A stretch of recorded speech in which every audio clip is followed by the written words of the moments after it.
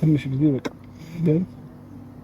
ፕሊዝ ነገሮችን ተረጅኝ ተካል እዚህ ጋር ወርጄ ምንም ነገር እያደረኩ አብራ ንገራት ብከፋም በውስጤ ላኑረው ህመሜ አባቱ ያደራ እንግዲህ ሐኪሜ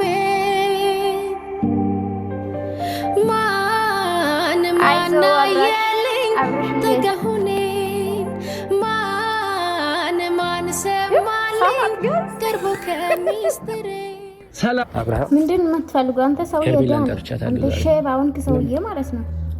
አብርሃም በነገራችን ላይ ጀግና ነው። ባይዘው መታር በሶስት አመት ውስጥ ብዙ ነገር ሰርቷል። ምንም ይስራ የጠራው ሄርሜላን ከዚህ በኋላ እንደማትፈልጋት ማን ያንተ አንተ ከልጅና ከሚስት ጋር መኖር ውዶቼ እንደሰማችሁ እንግዲህ ዳኒ ሁለት ምላስ ማለት ነው። እኔ እኮ ዳኒ ጂል ነን መሰለክ እንዴ? አንተ ነህ ጂል ባይዘው ማለት ነው። ዳኒሻ ማደረበረ በጌታ ስም ምን እንዳታቀላችሁ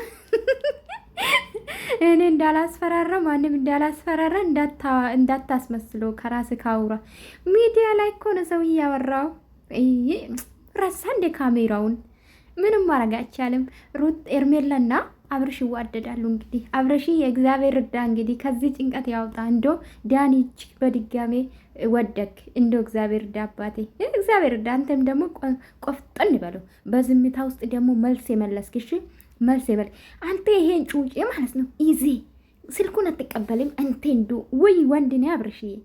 ምን ሆነክ ነው አባቴ? ምን ሆነ ነው? ሄርሜላ ደግሞ ዝም ብለሽ አታልቅሽ አንቺም። አብርሽም ደግሞ አታልቅስ ባክህ። አለቀሰ ከወዶቼ ነገሮቹ ያሳዝናልና ለማንኛውም እኔ ቦንዳኒ ማለት ነው አንዴ በካልቾ ቢል ውድቅ ይላል። ስልኩን ተቀብዬ መኪና ላይ ይዤ እሄዳለሁ አብርሽ ቦን ማለት ነው። ለማንኛውም አይዟችሁ እግዚአብሔር እርዳችሁ። እኔ ነገሩን ምንም አልገባችሁኝም። ምንም ነገር ማለት ነው ምንም ነገር እውነት አንተ ዳኒን አቅቶክ ነው? እግዚአብሔር ምስክሬን ዳኒ አቅቶክ ነው?